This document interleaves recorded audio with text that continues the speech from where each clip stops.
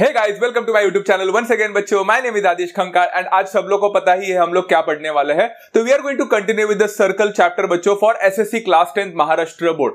बच्चों ये जो चैप्टर है सर्कल काफी बड़ा चैप्टर है, आप सभी लोगों को पता है एंड हम लोग ने अब तक काफी सारे थियोरम्स एंड काफी सारे कॉन्सेप्ट्स पढ़ लिए। तो बच्चों पिछला वाला लेक्चर जो था वो था इंस्क्राइब्ड एंगल थ्योरम। बच्चों inscribed angle theorem I hope सभी लोगों को पता है। इंस्क्राइब्ड एंगल थ्योरम क्या होता है, उसको कैसे हम लोग फाइंड करते हैं, उसका मेजरमेंट कैसे निकाला जाता है, उसके लिए इंटरसेप्टेड आर्क की जरूरत पड़ती है, एक इंस्क्राइब्ड एंगल का रिलेशन क्या होता है इंटरसेप्टेड आर्क के साथ, ये सारी चीजें बच्चों हम लोग ने हमारे पिछले लेक्चर में देख लिया। अगर आप लोग ने वो वाला सेशन मिस किया है बच्चों तो प्लीज जाकर देख लेना, उसका लिंक डिस्क्रिप्शन में मिलेगा। एट द सेम यहाँ पे सजेस्टेड वीडियोस में भी आ जाएगा। At the same time description में मैंने काफी सारे चीजें डाली है बच्चों, लिंक डाली है, प्लेलिस्ट डाले बच्चों, बाकी सारे चैप्टर जो मैंने पढ़ा है अब तक, तो आप लोग उसे भी जाकर चेकआउट कर सकते हैं। एट द सेम टाइम मैंने टेलीग्राम का भी लिंक डाला है जहां पे मैं इसके सारे जो भी पढ़ा रहा हूं यहाँ पे उसके सारे नोट्स आप लोग को प्रोवाइड कर देता हूं। अगर आप लोगों ने इस चैनल को अब तक सब्सक्राइब नहीं किया तो सब्सक्राइब जरूर करना बच्चों, ताकि आने वाले जितने भी नोटिफिकेशन से आने वाले जितने भी लेक्चर्स है आप तक ये पहुंच जाए जल्दी से जल्दी। तो बच्चों आज के सेशन में हम लोग क्या पढ़ने वाले हैं, इट्स क्वाइट सिंपल थ्योरम। जो टॉपिक हम लोग पढ़ने वाले बच्चा, उस टॉपिक को नाम बोलते हैं बच्चा साइक्लिक क्वाड्रिलैटरल थ्योरम। सो साइक्लिक क्वाड्रिलैटरल थ्योरम एक बहुत ज्यादा इंपॉर्टेंट थ्योरम है बच्चों।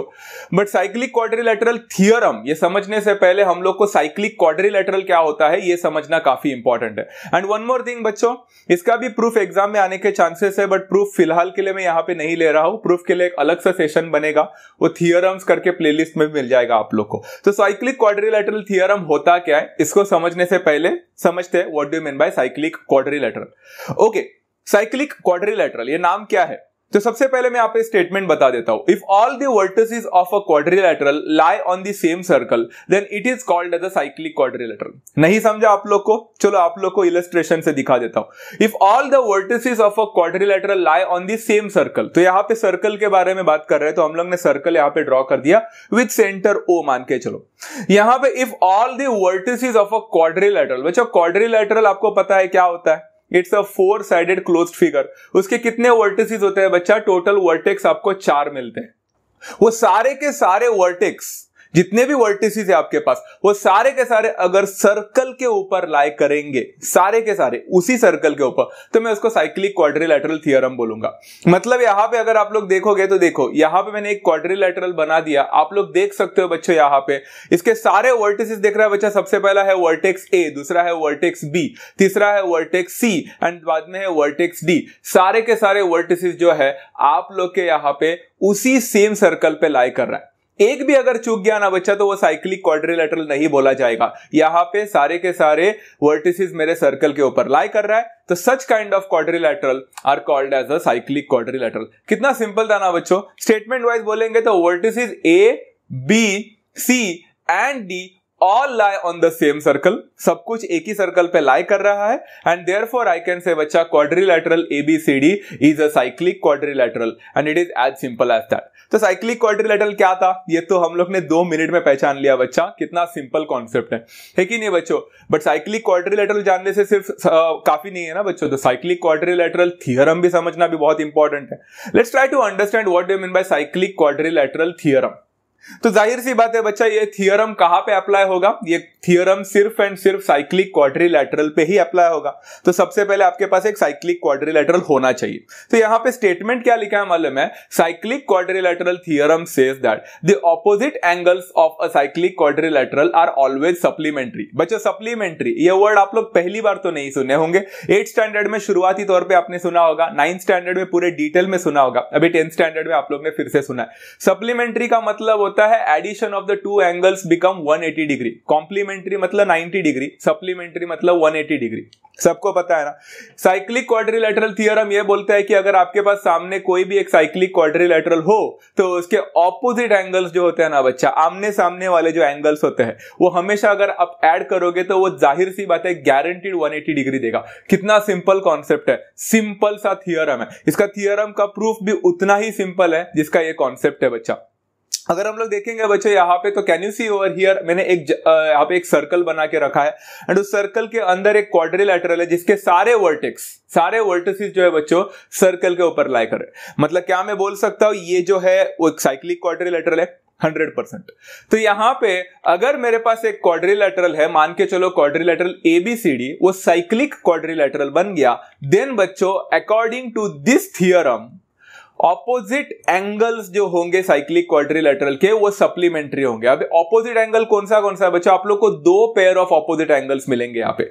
सबसे पहला ऑपोजिट एंगल मिलेगा angle A and angle C, दिख रहा है बच्चों, एक दूसरे के आमने सामने ऑपोजिट है। तो वो बोलते हैं कि एंगल A और एंगल C का मैं एडिशन करता ना बच्चों, तो गारंटीड बच्चा वो 180 डिग्री होता। एट द सेम टाइम दूसरा पेयर ऑफ ऑपोजिट एंगल आप लोग को जो दिख रहा है B एंड D, अगर मैं उसको भी ऐड करके देखता ना बच्चा एंगल B और एंगल D को, तो गारंटीड बच्चों वो भी मुझे 180 डिग्री ही मिलता। इतना सिंपल सा कॉन्सेप्ट है बच्चा साइक्लिक क्वाड्रिलेटरल थियरम का, कुछ भी डिफिकल्टी नहीं है इसमें, राइट ना बच्चों? I hope everyone understood this part. अगर नहीं समझ में आया होगा तो फिर से थोड़ा सा रिवाइंड करके फिर से देख सकते हैं बच्चों। कॉन्सेप्ट को समझो, अच्छी तरह से लिखो। अब हम इसके बाद आएंगे बच्चा प्रॉब्लम को सॉल्व करने में। तो very first problem that I am going to talk about right now over here will be that is practice set 3.4 का क्वेश्चन नंबर 3। बच्चों क्वेश्चन नंबर 2 हम इसके बाद में लेंगे, पहला क्वेश्चन नंबर 3 को खत्म करेंगे। ओके बच्चों, क्वाड्रिलेटरल MRPN इज साइक्लिक। बच्चों इस पर्टिकुलर क्वेश्चन का कोई डायग्राम टेक्स्ट बुक में दिया नहीं है, मैंने यहां पे डायग्राम खुद से बनाया है। आपसे सजेशन है बच्चों, आप लोग को एक छोटी सी बात आपको बताना चाहता हूं बच्चों, कि मैं सजेस्ट करता हूं हर बच्चे को कि प्लीज अगर आप लोग डायग्राम बना के आते हो तो आपका मार्क्स तो घटेगा नहीं, तो प्लीज डायग्राम बना के आओ जहां जहां जरूरी हो, आप लोग की चीजें काफी आसान हो जाती है उससे। जैसे देखो ना, क्वाड्रिलेटरल MRPN एक साइक्लिक क्वाड्रिलेटरल, तो एक साइक्लिक क्वाड्रिलेटरल मैंने बना दिया यहाँ पे। एंगल R का वैल्यू यहाँ पे 5x - 13 है और एंगल N का वैल्यू 4x + 4 है, जो मैंने वहां पे डायग्राम में दिखा दिया। आप लोग को दिख रहा है 5x - 13 and 4x + 4 respectively angle R and angle N का है। Find the measure of angle R and angle N। अब एंगल R का वैल्यू तो देख ही दिया था एंड एंगल N का वैल्यू दिया, फिर भी वो लोग बोल रहे हैं एंगल R और एंगल N का वैल्यू निकालो। इसका क्या मतलब हुआ? इसका ये मतलब हो गया कि जो उन्होंने आंसर दिया है वो x के टर्म्स में, एंड हमें जो चाहिए वो रियल में आंसर चाहिए। मतलब रियल वाला जो होता है ना एंगल 30 डिग्री 50 डिग्री, वैसा टाइप ऑफ एंगल निकालना है। सिंपल सी बात है बच्चों। इस पर्टिकुलर क्वेश्चन को तो मुझे लगता है काफी सारे बच्चों ने अब तक दिमाग लगा भी लिया होगा, सॉल्व भी किया होगा, है कि नहीं बच्चों? क्वाड्रिलेटरल MRPN एक साइक्लिक क्वाड्रिलेटरल है एंड आप लोग देख सकते हो बच्चों, ये तो गिवन है। उसके साथ साथ अगर डायग्राम में अच्छी तरह से देखोगे तो बच्चों MRPN ऐसा जब भी दिखेगा तो आपको पता चलेगा बच्चा R और N ये दोनों एंगल हमेशा एक दूसरे के साथ ऑपोजिट होने ही चाहिए। देखा बच्चा, डायग्राम बनाने का कमाल है। अगर आप डायग्राम नहीं बनाते तो शायद से आप समझ ही नहीं पाते बच्चा कि एंगल R और एंगल N एक दूसरे के साथ ऑपोजिट है या नहीं, तो इसलिए डायग्राम बना दिया। तो बच्चों हमने तो क्या सीखा है अभी, कोई भी साइक्लिक क्वाड्रिलेटरल का ऑपोजिट एंगल हमेशा क्या होता है? सप्लीमेंट्री होता है। तो क्या मैं बोल सकता हूं बच्चा देयरफॉर एंगल R और एंगल N का एडिशन अगर मैं करूंगा तो 180 डिग्री बन जाएगा। बिकॉज इसका रीजन काफी सिंपल था बच्चा, हमने अभी भी पढ़ा, साइक्लिक क्वाड्रिलेटरल थियरम, है कि नहीं बच्चों? अभी एंगल R का वैल्यू डाल दो बच्चों, क्या था एंगल R का value 5x - 13 plus angle N का वैल्यू था 4x + 4 = 180। एंड ऐसे टाइप ऑफ चिंदी क्वेश्चन तो आप लोग ने पॉलिनोमियल्स में भी सॉल्व किया था अपने 9th स्टैंडर्ड में। लाइक टर्म्स को लेकर सॉल्व ही तो करना है। जैसे देखो ना, 5x और 4x का एडिशन अगर करोगे ब्रैकेट ओपन करने के बाद तो वो 9x बनेगा, एंड फिर -13 के साथ +4 हो जाएगा, जो आप लोग को दिख रहा है वहां पे। -13 + 4 तो -9 होता है, = 180 डिग्री हो गया। अब -9 को उधर लेके जाओ, प्लस हो जाएगा, तो 9x +9 किया तो 189 बनेगा। एंड अगर आपको x का वैल्यू निकालना है तो जाहिर सी बात है बच्चा 189 / 9 करना पड़ेगा आप लोग को, जहां पे आपको पता है बच्चा 9 × 2 = 18 होता है, 9 × 1 = 9 होता है। तो आपको यहाँ पे x का वैल्यू जो मिलेगा वो 21 मिलेगा। बट क्वेश्चन खत्म नहीं हुआ है बच्चों, आप लोग को अब तक सिर्फ x का वैल्यू मिला है। आपको तो उन्होंने एंगल R और एंगल N का वैल्यू निकालने बोला। सब्स्टिट्यूशन की तो देरी है, चलो ठीक है। एंगल R का वैल्यू निकालते हैं बच्चों। एंगल R यहाँ पे कितना देके रखा है, दैट इज 5x - 13 डिग्री। यहां पे आप x का वैल्यू डाल सकते हो बच्चों, 5 × x विल बिकम 5 × 21 -13। अगर आप 21 × 5 करते हो तो 105 मिलेगा आप लोग को, एंड -13 करोगे तो आप लोग को आपका फाइनल आंसर मिल चुका है एंगल R का, which is = 92 degree. Very simple thing to understand, question काफी सिंपल था। अभी एंगल N का वैल्यू निकालना भी बाकी है बच्चों। एंगल N तो 4x + 4 था, जहां पे आपको x का वैल्यू पता है, तो 4 × x becomes 21 + 4 × 21 कितना होता है बच्चा? होता है 84। प्लस 4 करो बच्चों, आप लोग को एंगल एन का वैल्यू मिलेगा 88 डिग्री। आपने दोनों भी एंगल निकाल दिए। Don't forget to put the final statement over here बच्चा। यहां पे है the measures of angle R and angle N R 92 degree and 88 degree respectively, because आपने अलग अलग से नहीं लिखा है, मतलब एंगल आर और एंगल ऐसा अलग अलग से वैल्यू नहीं दिया है ना, एक साथ लिखा है ना, तो आप लोग को यहाँ पे रेस्पेक्टिवली लिखना पड़ेगा। And that's how I finalise this particular question as well and it was as simple as that. देखा बच्चा, साइक्लिक क्वाड्रिलेटरल थ्योरम समझने का नतीजा बहुत सिंपल, फंडामेंटल। ऑपोजिट एंगल्स को ऐड करने पर 180 डिग्री मिलना चाहिए, सप्लीमेंट्री होना चाहिए, खत्म, सिंपल था। चलो let's take one more question बच्चा। प्रैक्टिस सेट 3.4 का थर्ड तो हो गया, अभी सेकंड वाला ले लेते। तो यहाँ पे सेकंड वाला क्वेश्चन मैंने बाद में क्यों लिया, बिकॉज जाहिर सी बात है वो क्वेश्चन ज्यादा इजी था, ये क्वेश्चन थोड़ा सा लेंथी है। Okay, quadrilateral PQRS is cyclic. आपके सामने एक डायग्राम देके रखा है, ये डायग्राम टेक्स्ट बुक में मौजूद है। Side PQ is congruent to side RQ and angle PSR is equal to 110 degree देखे रखा है। तो हम लोग को यहाँ पे मेजर ऑफ एंगल PQR निकालने बोला है, मेजर ऑफ आर्क PQR निकालने बोला है, मेजर ऑफ आर्क QR निकालने बोला है और मेजर ऑफ एंगल PRQ निकालने बोला है। मतलब there are lots of things उन्होंने निकालने को बोला है बच्चों हम लोग को यहाँ पे। अच्छा, डायग्राम में अब तक Q गायब हो गया वहां पे, तो वो थोड़ा समझ लेना बच्चा, वो Q आ जाएगा बाद में, बट यू ट्राई अंडरस्टैंड बच्चा। यहाँ पे PQR ये वाला पार्ट है, हम लोग को मेजर ऑफ एंगल PQR निकालने बोला है। सो फर्स्ट ऑफ ऑल बच्चा यहाँ पे हम लोग देखेंगे क्या, क्वाड्रिलेटरल PQRS इज साइक्लिक। तो वहां पे एंगल Q आ चुका है बच्चों, अभी आप लोग ने देखा होगा। Quadrilateral PQRS is cyclic.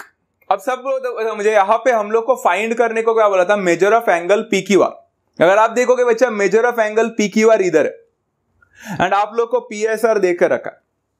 तो साइक्लिक क्वाड्रिलेटरल थ्योरम में हम लोग ने क्या सीखा बच्चा, opposite angles are always supplementary.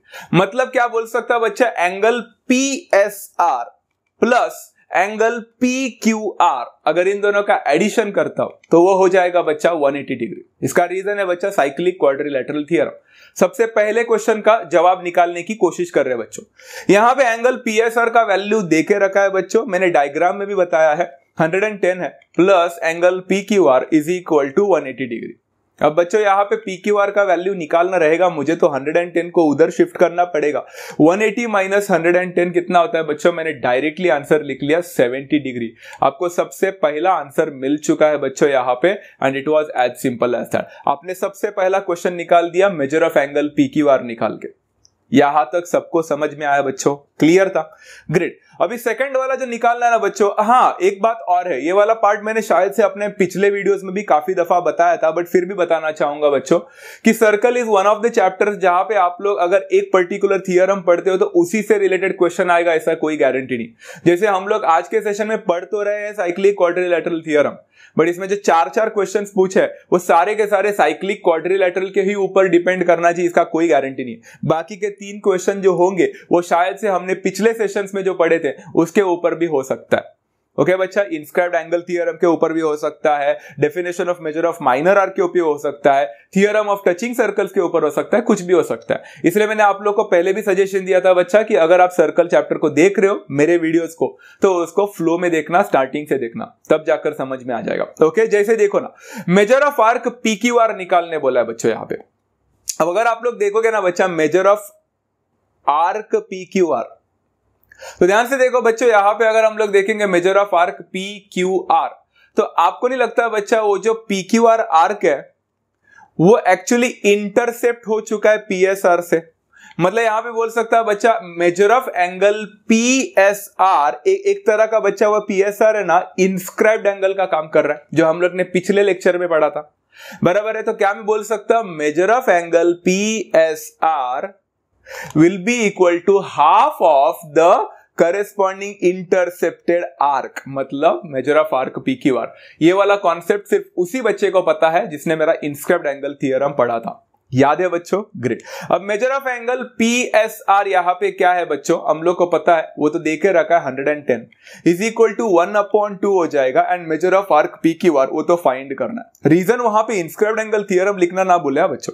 अच्छा, 2 को वहां पे शिफ्ट करना बच्चा, तो 2 मल्टीप्लाइड बाय 110 हो जाएगा। So major of arc PQR का वैल्यू मिल जाएगा आप लोग को 220 डिग्री, एंड मुझे लगता है हमें सेकंड आंसर भी यहां पे मिल चुका है, and it was as simple as that. तो कॉन्सेप्ट क्लियर है बच्चों, कुछ भी डिफिकल्ट नहीं हो रहा होगा, फील नहीं हो रहा होगा difficulty, right? Very easy concept. Okay, अब ना बच्चा थर्ड वाले क्वेश्चन को सॉल्व करने का एक तरीका है, एक थोड़ा सा है ना, ये वाला पार्ट जो है ये भी आप लोग को पिछले लेक्चर्स जो कि मेरे सेशंस में सारे के सारे लिंक मैं यहाँ पे दे दूंगा बच्चों डिस्क्रिप्शन में। Definition of measure of minor arc में हम लोग ने पढ़ा था ये वाला। अगर आप लोग देखोगे ना बच्चा, मेजर ऑफ आर्क क्यूआर निकालने बोला है, आपको दिख रहा है बच्चा यहाँ पे क्यूआर नीचे है। अब उसका वैल्यू निकालने के लिए थोड़ा सा दिक्कत हो रहा है बच्चों यहाँ पे, क्योंकि वो वैल्यू निकालने के लिए ना बच्चों आप यहाँ पे काफी सारे तरीके तो कर सकते हो। I have used one of the तरीका।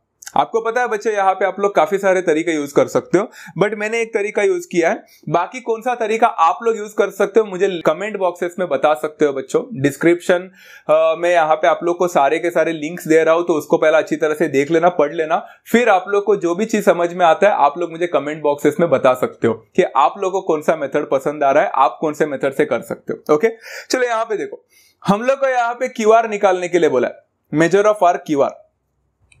बट ऊपर जरा देखो बच्चों, एक गिवन चीज है हम लोग के पास। क्या देखा है बच्चा? Side PQ is congruent to side RQ। PQ जो है वो RQ के साथ कॉन्ग्रुएंट है।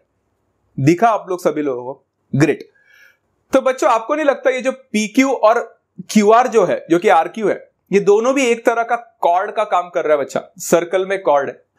एंड हम लोग ने सीखा था बच्चा कि अगर सर्कल में दो कॉर्ड कॉन्ग्रुएंट हो जाते हैं तो उसके करेस्पॉन्डिंग आर्क भी कॉन्ग्रुएंट हो जाते हैं। आप लोग ने ये सीखा है बच्चों, हम लोग ने सीखा था the corresponding arcs of congruent chords are congruent. कुछ याद आ रहा है बच्चों? एब्सोल्युटली बच्चा, this is one of the methods to do. दूसरा मेथड भी है, आप लोग मुझे कमेंट्स में बता देना। ओके, यहाँ पे क्या हो जाएगा? गिवन है, तो देयरफॉर कहना है बच्चा, अगर साइड PQ और साइड RQ अगर एक दूसरे के साथ कॉन्ग्रुएंट है तो उसके आर्क भी कॉन्ग्रुएंट हो जाएंगे। मतलब बच्चा arc PQ will be congruent to arc RQ। As simple as that, very simple है। इसका रीजन लिखना बच्चा, corresponding arcs of congruent chords are congruent. So simple है ना बच्चा? तो इससे आपको क्या पता चला, अभी मैं आपको बताता हूं बच्चों। देखो, ध्यान से देखो, आपको नहीं लगता बच्चे यहाँ पे मेजर ऑफ आर्क PQR जो है, पूरा major of arc PQR that is actually made up of two arcs बच्चों, जो है major of arc PQ plus measure of arc RQ। इसका रीजन है बच्चा आर्क एडिशन प्रॉपर्टी, जो भी हम लोग ने पढ़ा था पहले भी। तो मेजर ऑफ आर्क PQR हम लोग को तो पता है बच्चा 220 मिला था, अभी हम लोग को वो सेकंड वाले आंसर में मिला था, is equal to measure of arc PQ के जगह पे मैंने मेजर ऑफ आर्क RQ लिखा। कैसे लिखा? अगर आप इक्वेशन नंबर 1 को देखोगे तो पता चलेगा PQ और RQ आर्क एक दूसरे के साथ कॉन्ग्रुएंट बन चुका है, तो PQ के जगह पे RQ डाल सकता हूं, प्लस RQ के जगह पे RQ ही लिख सकता हूं। इसका रीजन लिखूंगा बच्चा फ्रॉम इक्वेशन नंबर 1, एंड यहां पे मुझे इतना सिंपल सा फंडामेंटल मिल गया। अब बच्चों यहां पे measure of arc RQ plus measure of arc RQ होता है 2 times RQ is equal to 220। अगर 2 टाइम्स RQ 220 है बच्चों, तो RQ का मेजर कितना हो जाएगा बच्चा? 220 डिवाइडेड बाय 2 हो जाएगा, जो कि 110 देगा। एंड हम लोग को इन्होंने पूछा था मेजर ऑफ आर्क QR निकालो, मैंने मेजर ऑफ आर्क QR निकाल दिया बच्चा। RQ बोलो या QR बोलो, one and the same thing. I found it and the answer was 110 degree. It was as simple as that. Question समझ में आया बच्चों? एक और तरीका है इसका सॉल्व करने के लिए, वो भी ट्राई कर लेना बच्चों, आप लोग को आंसर मिल जाएगा। कमेंट्स में तुम लोग के आंसर्स का सुनने के लिए मेरे कान तरस रहे, तो ट्राई करना बच्चों, definitely read your comments. Okay, अब फोर्थ वाला बाकी है बच्चों, जो लास्ट वाला है पार्ट यहाँ पे, वो वाला निकालने की कोशिश करते हैं बच्चों। इसके लिए देखो, फर्स्ट ऑफ ऑल हम लोग ने अभी फाइंड किया measure of arc QR is equal to 110, बराबर है बच्चों। मेजर ऑफ आर्क QR जो है नीचे का, वो 110 मिला है बच्चों। आपको नहीं लगता कि हमने अभी बताया था कि corresponding arcs of congruent chords are congruent, तो आर्क कॉन्ग्रुएंट हो गए थे हमारे PQ और QR, याद है बच्चा इक्वेशन नंबर 1 में, राइट? तो मेजर ऑफ आर्क QR अगर 110 है तो मेजर ऑफ आर्क PQ भी 110 हो जाएगा। इसका रीजन है फ्रॉम 1, अभी हम लोग ने निकाला था, तो यहाँ पे 110 मैंने डायग्राम में भी बता दिया। अब बच्चों यहाँ पे इन्होंने हम लोग से पूछा है मेजर ऑफ एंगल PRQ निकालो। अगर आप ध्यान से देखोगे बच्चा, एंगल PRQ जो नीचे है वो तो इंस्क्राइब्ड एंगल का काम कर रहा है कि नहीं बच्चों? तो क्या मैं बोल सकता हूं मेजर ऑफ एंगल PRQ जो भी इंस्क्राइब्ड एंगल है, इंस्क्राइब्ड एंगल का मेजर हमेशा उसके इंटरसेप्टेड आर्क का हाफ होता है। मतलब हाफ ऑफ इंटरसेप्टेड आर्क कौन सा? PQ। सिंपल है बच्चों, इंस्क्राइब्ड एंगल थ्योरम इसका रीजन है। तो हम लोग इसका आराम से निकाल सकते हैं आंसर बच्चों। मेजर ऑफ आर्क PQ तो 110 मिल चुका है एंड 110 का हाफ निकालोगे तो आपको मेजर ऑफ आर्क PRQ का वैल्यू भी मिल जाएगा, that is equal to 55 degree. And this is how you have completed this question completely entirely. Question ऐसे टाइप के बच्चों 4-4 क्वेश्चन पूछने के वजह से वो लोग 4-4 सब क्वेश्चन पूछते हैं, इसलिए थोड़ा लेंथी जरूर लगता है, बट क्वेश्चन काफी सिंपल होता है बच्चों। डिपेंड्स अपॉन कितना लेंथी है उसके ऊपर, या तो ये 2 मार्क के लिए आते हैं, नहीं तो ये 3 मार्क के लिए आते हैं। 4 मार्क के लिए थोड़े चांसेस कम है, बट स्टिल अगर इजी रहेगा तो 2 मार्क के लिए आएगा, अगर थोड़ा सा डिफिकल्ट हुआ, थोड़ा लेंथी जरूर हुआ तो 3 मार्क के लिए डेफिनेटली आ सकता है। ओके बच्चों, I hope you are all ready for the set. So cyclic quadrilateral theorem आपको समझा, साइक्लिक क्वाड्रिलेटरल थ्योरम के एप्लीकेशंस भी आपको समझ में आए होंगे बच्चों, आई होप सो, पक्का ना, ग्रेट। अगर आपको सच में समझ में आ चुका है तो क्यों ना जरा सा ट्विस्ट ले ले बच्चों। यहां पे हम लोग अभी साइक्लिक क्वाड्रिलेटरल थ्योरम तो सीख चुके हैं, तो क्यों ना हम लोग जरा converse of cyclic quadrilateral theorem सीखें। मुझे नहीं लगता बच्चों आप लोग को मुझे बताने की भी जरूरत है कि कन्वर्स का मतलब क्या होता है। कन्वर्स का हमेशा मतलब होता है जो चीजें ऐसी दी थी अभी उसको उल्टा करना, मतलब जो चीजें देखे रखी थी अभी वो हम लोग को प्रूफ करना है, एंड वाइस वर्सा। तो converse of cyclic quadrilateral theorem क्या बोलता है ये विस्तार में आप लोग को बताने की कोशिश करता हूं कि if a pair of opposite angles of a quadrilateral is supplementary then the quadrilateral is cyclic. इसका मतलब क्या हो गया? इसका मतलब काफी सिंपल है बच्चों।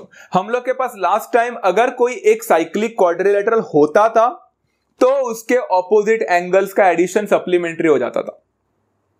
अभी उल्टा हो गया, अगर आप कोई भी क्वाड्रिलेटरल लेते हो एंड उसका ऑपोजिट एंगल्स को ऐड करते हो एंड अगर वो सप्लीमेंट्री हुआ तो ये क्वाड्रिलेटरल साइक्लिक बनेगा। मतलब उल्टा दिख रहा है बच्चों, पहले साइक्लिक दिया करते थे इसलिए ऑपोजिट एंगल सप्लीमेंट्री बनते थे, अब यहां पे अगर आपके एंगल सप्लीमेंट्री बन गए तो वो क्वाड्रिलेटरल साइक्लिक बन जाएगा। वेरी सिंपल है। इसका मतलब है बच्चों देखो, ये सामने यहां पे कोई भी क्वाड्रिलेटरल ले लिया यार, मतलब ऐसा नहीं था मुझे पता ही नहीं कि साइक्लिक है कि नहीं, I don't know, I took any quadrilateral of my choice and फिर मुझे क्या पता चला मालूम है, इस क्वाड्रिलेटरल ABCD में ना एंगल A और एंगल C का जब एडिशन किया जो कि ऑपोजिट एंगल्स थे तो उसका 180 डिग्री मिल गया ना बच्चा, तो मुझे पता चल गया ये साइक्लिक क्वाड्रिलेटरल है। बच्चों आपको पता है यहां पे मैंने यहां पे लिखा तो है कि एंगल A और एंगल C का एडिशन 180 डिग्री दिया and at the same time angle B और एंगल D का भी एडिशन 180 डिग्री मिला, तो मैं बोलूंगा साइक्लिक क्वाड्रिलेटरल हो जाएगा बच्चा सामने वाला जो क्वाड्रिलेटरल है ABCD।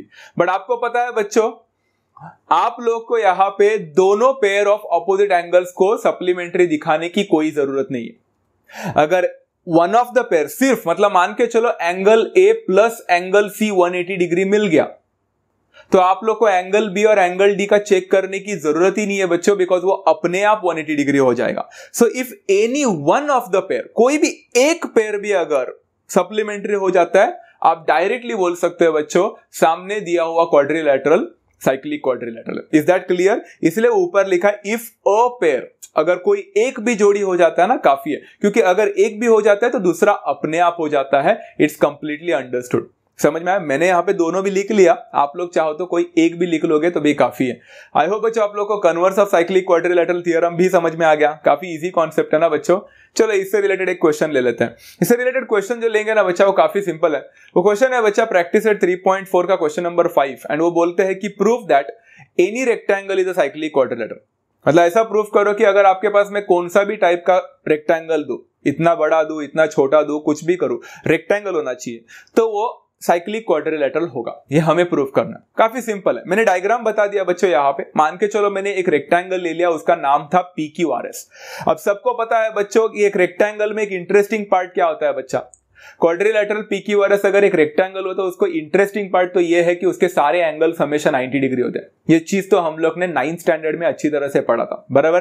तो क्या मैं बोल सकता हूं बच्चों यहाँ पे angle P will be equal to angle Q will be equal to angle R will be equal to angle S and ये सारे will be equal to 90 degree. इसका रीजन है बच्चे angles of a rectangle which is always 90 degree. फिर मैंने क्या किया मालूम है बच्चों, मैंने यहां पे एक एक्सपेरिमेंट करने का सोचा। इन्होंने हम लोग को कुछ प्रूफ करने को बोला ना साइक्लिक, एंड सबको पता है साइक्लिक अगर कोई मुझे प्रूफ करने को बोलता है तो मैं हमेशा पेयर ऑफ ऑपोजिट एंगल ही ढूंढने की कोशिश करता हूं। तो मैंने क्या किया मालूम है, यहां पे एंगल P को लिया एंड एंगल R को लिया जो एक दूसरे के साथ ऑपोजिट थे एंड मैंने इन दोनों को ऐड करने का सोचा। अब इंटरेस्टिंगली बच्चे एंगल P और एंगल R को अगर मैं ऐड करने जाता तो ऊपर तो मैंने अभी बताया कि angle P and angle R both are 90 degree, तो दोनों का एडिशन वैसे भी 90 + 90 दे देता जो कि 180 हो जाता, मतलब यहाँ पे 180 हो गया। एक्चुअली इतना काफी था करने के लिए, बट मैंने फिर भी एक एक्स्ट्रा इंफॉर्मेशन निकालने के लिए मैंने बाकी का पेयर ऑफ ऑपोजिट एंगल ना उसको भी ऐड करना सोचा, मतलब एंगल Q और एंगल S को भी ऐड करने का सोचा। जाहिर सी बात है बच्चा, इसका भी आंसर 90 + 90 180 ही मिलना था। Very simple thing to understand. तो मुझे बताओ बच्चों, सामने मेरे पास एक क्वाड्रिलैटरल था जो कि रेक्टेंगल था, एंड उसके pair of opposite angle supplementary बन गए। तो जब pair of opposite angles of a quadrilateral supplementary बन जाते हैं तो सामने दिया हुआ क्वाड्रिलैटरल क्या बन जाता है बच्चों? एब्सोल्युटली, सामने दिया हुआ क्वाड्रिलैटरल के अगर ऑपोजिट एंगल्स सप्लीमेंट्री बन जाते हैं तो सामने दिया हुआ क्वाड्रिलैटरल साइक्लिक क्वाड्रिलैटरल बन जाता है। बट इसका रीजन क्या है? Is it a cyclic quadrilateral theorem? No. इस बार बच्चों आप लोग को साइक्लिक क्वाड्रिलैटरल प्रूफ करना था, पेयर ऑफ ऑपोजिट एंगल्स पहले आप लोग को सप्लीमेंट्री मिले, इसीलिए इसका रीजन लिखना है बच्चों converse of cyclic quadrilateral theorem, and that's how you and this question as well, and it was as simple as that.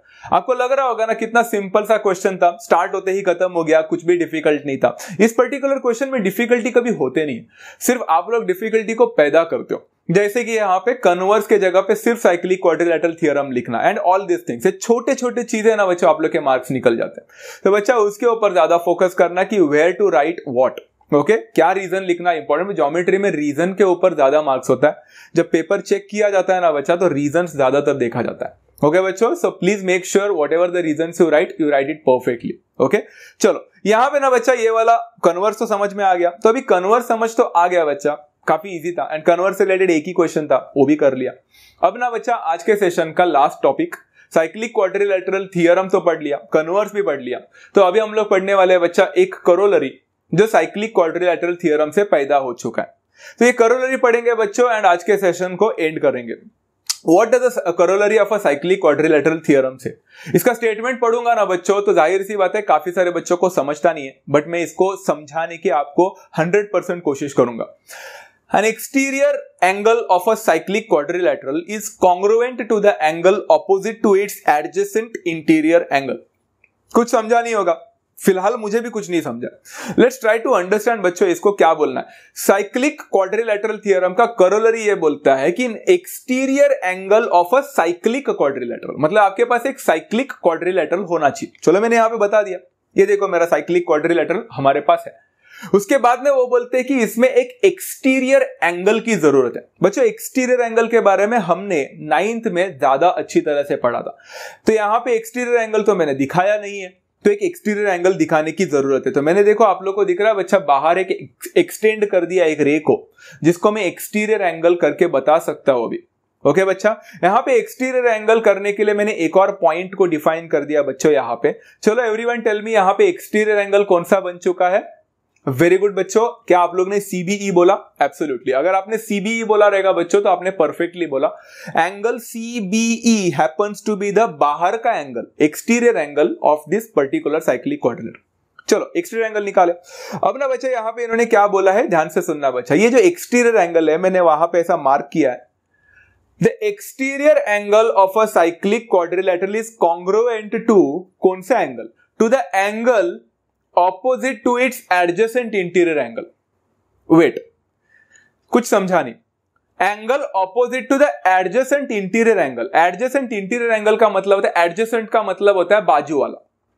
तो वो एक्सटीरियर एंगल के बाजू वाला एंगल दिख रहा है बच्चों आप लोग को, CBA करके, वो बाजू वाला है, उसको adjacent interior एंगल बोलते हैं। बट ये एक्सटीरियर एंगल बाजू वाले एंगल के साथ कॉन्ग्रुएंट नहीं है।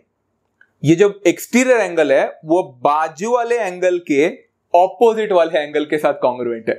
समझ में आया बच्चा? ये जो बाहर का एंगल है एक्सटीरियर एंगल, वो बाजू वाले इंटीरियर एंगल के ऑपोजिट वाला एंगल के साथ कॉन्ग्रुएंट है। मतलब कौन सा एंगल रहेगा बच्चों? वेरी गुड, दिख रहा है बच्चों, मैंने यहां पे एरो मार दिया।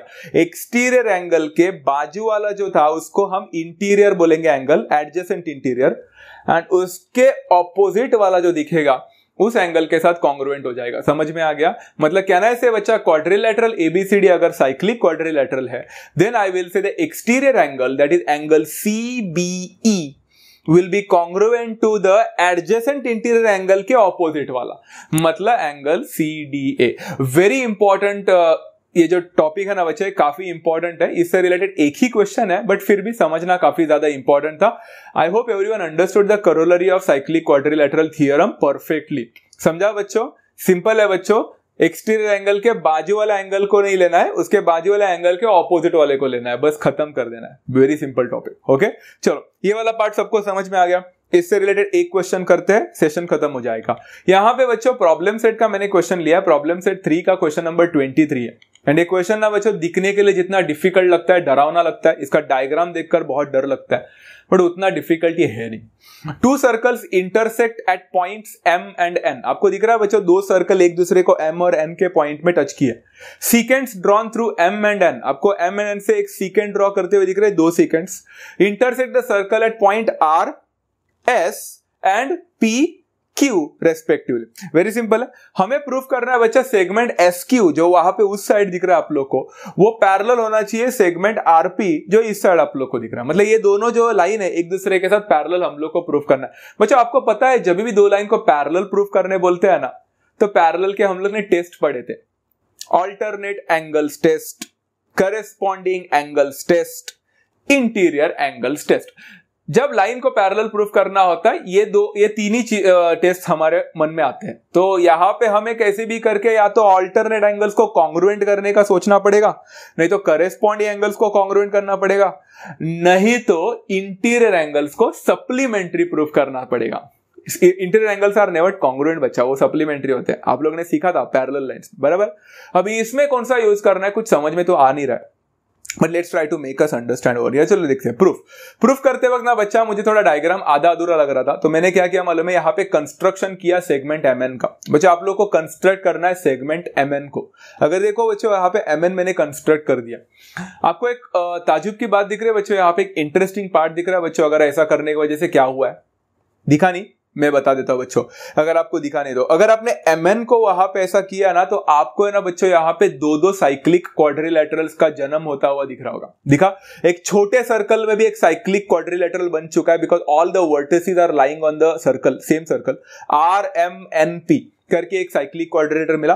एंड बड़े सर्कल को भी देखो बच्चों, उधर भी एक साइक्लिक क्वाड्रिलेटर मिल चुका है, MSQN। दिखा, 2 साइक्लिक क्वाड्रिलेटरल सिर्फ एक कंस्ट्रक्शन के वजह से मिला। Very important. चलो ठीक है, फिलहाल के लिए मैं क्या बोलना चाह रहा हूं ध्यान से सुनना। यहां पे ना बच्चों मैंने 2 साइक्लिक क्वाड्रिलेटरल को फिलहाल कंसीडर नहीं किया, फिलहाल कंसीडर किया लेफ्ट वाले साइक्लिक क्वाड्रिलेटरल को।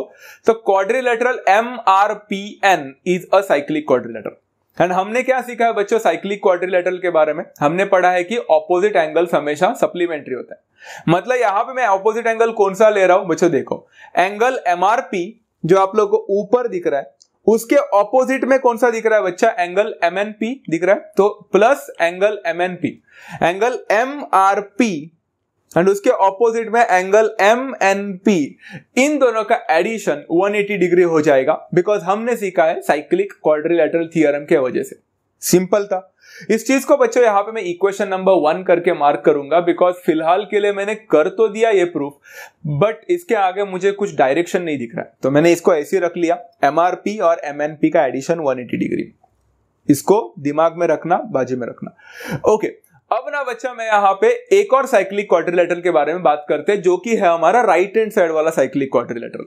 अब इन साइक्लिक क्वाड्रिलेटरल MNQS आपको दिख रहा है बच्चे, यहां पे मैंने इसको अच्छी तरह से पूरी तरह से शेड भी किया। अगर आप देखोगे बच्चे यहाँ पे MNQS जो दिख रहा है, आपको नहीं लगता बच्चा एंगल MNP ये कहां से आ गया? क्वाड्रिलेटर तो इधर है, तो MNP क्यों लिया? क्या है बच्चों, MNP will act as a what? Absolutely बच्चा, angle MNP will act as an exterior angle।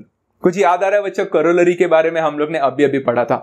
Absolutely बच्चों, हमने क्या पढ़ा था बच्चा कि अगर एक एक्सटीरियर एंगल मिलता है साइक्लिक क्वाड्रिलेटरल का, तो वो एक्सटीरियर एंगल उसके बाजू वाले एंगल, बाजू वाला इंटीरियर एंगल का ऑपोजिट वाले एंगल के साथ कॉन्ग्रुएंट होगा। एंड ऑपोजिट वाला मैंने वहां पे एरो दिखाया बच्चों, MSQ करके आप लोग को दिख रहा होगा। तो क्या मैं बोल सकता हूं angle MNP will be congruent to angle MSQ। समझ में आया बच्चा, दोनों का वैल्यू इक्वल हो जाएगा। एंड इसका रीजन आप लोग लिख सकते हो बच्चा, corollary of cyclic quadrilateral theorem. समझ में आया? अभी भी डायरेक्शन नहीं मिल रहा है ना, अभी डायरेक्शन मिल जाएगा बच्चों, ध्यान से देखना। अभी इसको इक्वेशन नंबर 2 करके मार्क करता हूं। अभी इक्वेशन नंबर 1 में ध्यान से देखो बच्चों, इक्वेशन नंबर 1 बोलता है MRP प्लस उसके बाद में MNP करके दिख रहा होगा। बट अभी इक्वेशन नंबर 2 को देखो, आपको MNP का वैल्यू मिल चुका है, MNP is equal to MSQ। तो उस MNP के जगह पे मैंने MSQ को डाल दिया, समझा? And that will become 180 degree. And इसका रीजन है बच्चा फ्रॉम 1 and 2। समझा बच्चों मैंने यहाँ पे क्या कर दिया? वेरी सिंपल ना, कॉन्सेप्ट सिंपल था। अब जरा ध्यान से देखो बच्चों, अगर आप लोग ने पैरेलल लाइंस को अच्छी तरह से पढ़ा है तो आपको ये पता है। जरा डायग्राम को ध्यान से देखो, आपको पता चलेगा। MRP आपको दिख रहा होगा ऊपर की साइड में, MRP, और MSQ जो अभी मिला है वो भी ऊपर के साइड में। अगर आप लोग ध्यान से देखोगे तो ये ऊपर का एंगल है और ये भी ऊपर का एंगल है, ये दोनों भी pair of what kind of angle बन चुके हैं बच्चों? वो RP के इस साइड है और ये SQ के इस साइड है, दोनों भी इंटीरियर एंगल्स बन गए। दिख रहा है बच्चों आप लोग को? अच्छी तरह से दिख रहा है। वहां मैंने मार्क तो नहीं किया है MRP को, बट आप लोग को समझना चाहिए MRP इधर है और MSQ इधर है, दोनों भी इंटीरियर एंगल्स का काम कर रहे। समझ में आया? तो बच्चों मेरा इंटीरियर एंगल्स तो यहाँ पे ऐड करने पर 180 डिग्री मिल रहा है। Interior angles have become supplementary. Interior angle supplementary कब बनते हैं बच्चों? जब दो लाइंस पैरेलल होते हैं। मतलब क्या मैं बोल सकता हूँ, ये जो दोनों लाइन है यहाँ पे वो एक दूसरे के साथ पैरेलल हुआ।